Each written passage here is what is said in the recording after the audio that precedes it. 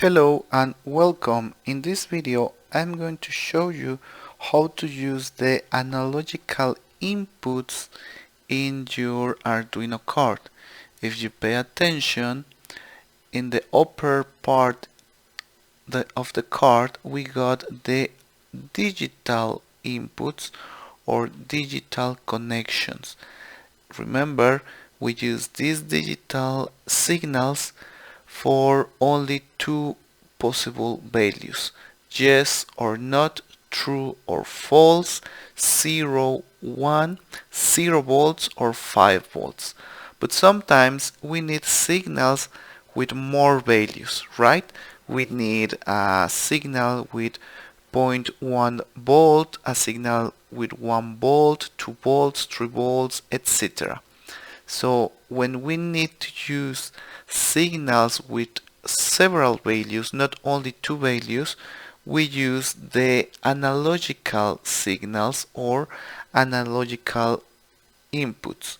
Here in the lower part of the card, as you can see, we got analog inputs, and they go from A0, A1, A2, A3, A4 and A5.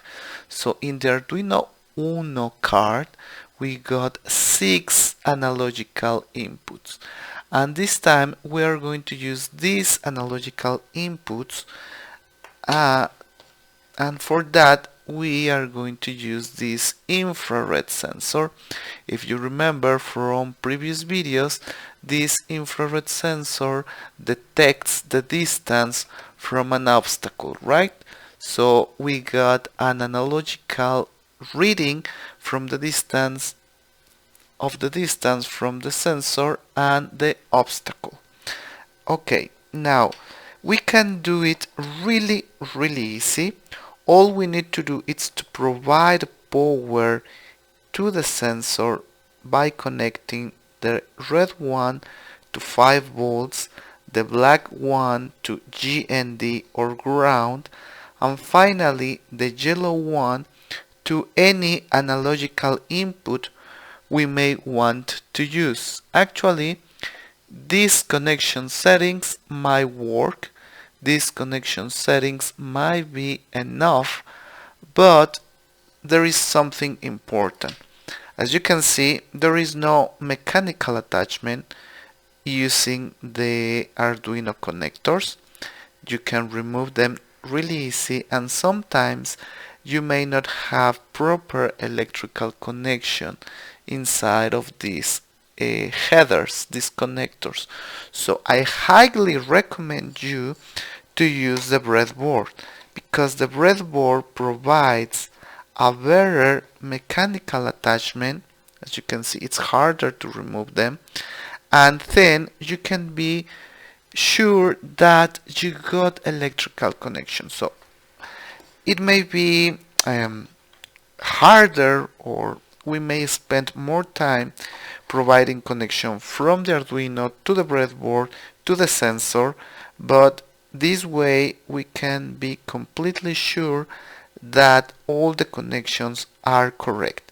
If you connect directly from the Arduino, it might work, but sometimes it doesn't. So in order to avoid this kind of problems, we are going to use the breadboard.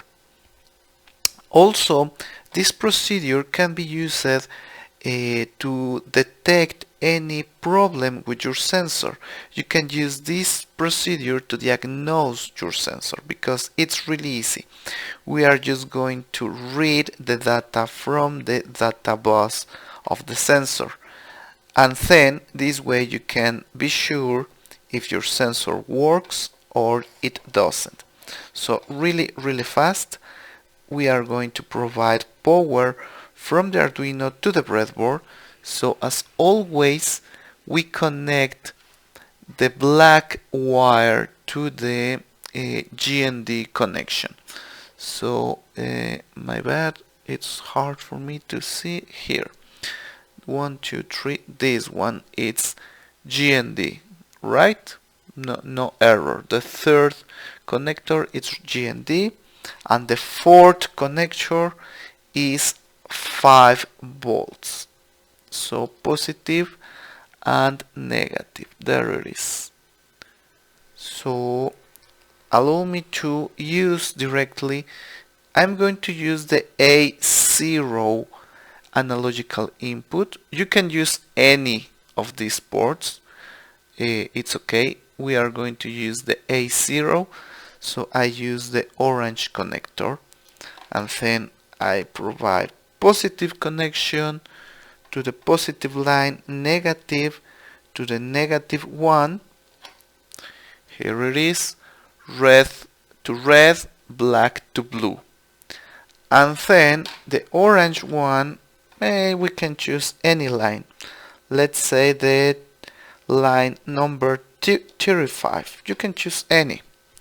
It doesn't matter. I choose line 35. So all the elements in this line are electrical connected. All this.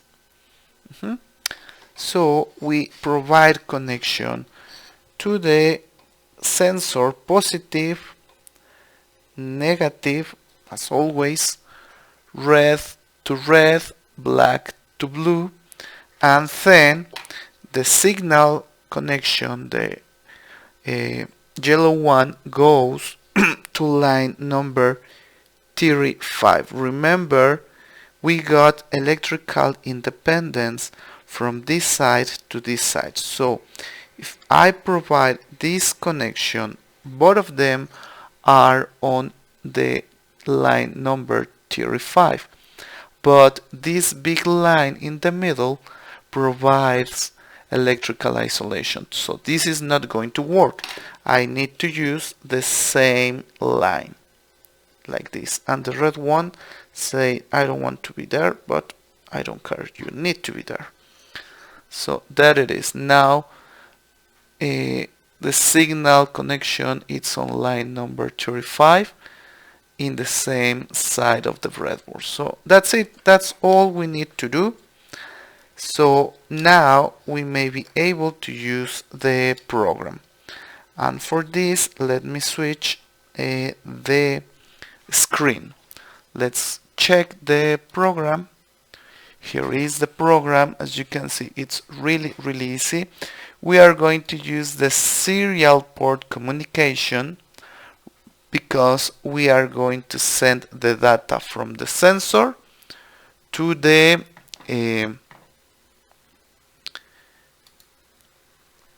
from this sensor to the card, and then using the universal serial bus we send this data to the computer and display this data in the the serial monitor. Here we check the data from the serial port of the Arduino card. I got this error because my card is not connected. So let's wait a second. Let me finish the explanation and then I may be able to connect it. So I specify the port I'm going to use for my sensor reading.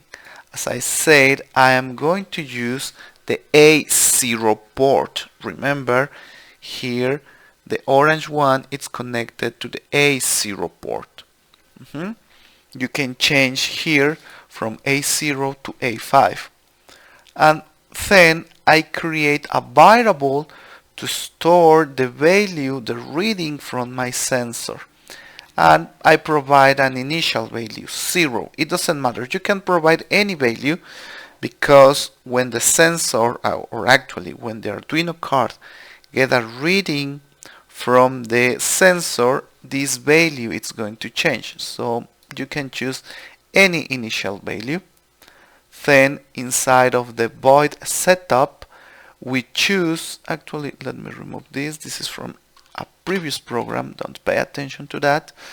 Then I want to establish a serial communication with my computer. Remember, this is the baud rate, 9600 bits per second. It's the most common value for serial communication. So this is like a standard. We keep this value and then in the void loop I want to read every second the data from my sensor. So the new value on my sensor value, it's going to be the analog read from my port A0. I want to display on my serial monitor on the text provided from my serial port. I want to include this text, the value is, and I want to include the new value of my sensor. So I'm going to read the data from the sensor. Now let me connect my Arduino card. Allow me to send the program. Remember, always check the port. Sometimes you get this automatically, but sometimes they change it. The program changed this port. So just be sure you are using the proper port, you are using the proper card, and then you can send the program to the Arduino card. When you get done uploading, that means that the program is on your Arduino card. Remember, you need to click on the upload option. If you click on the verify option, you only check the text, but you never send the program to the Arduino. You need to click upload, and when you get the done uploading message, your program must be working. So we click on this serial monitor, we got this window, and we got this reading. And if you approach your hand, the reading may change, and as long as you keep moving your hand, the reading changes. And this way you may be able to identify or to check that this sensor is working properly. Now I would like to check something. There it is.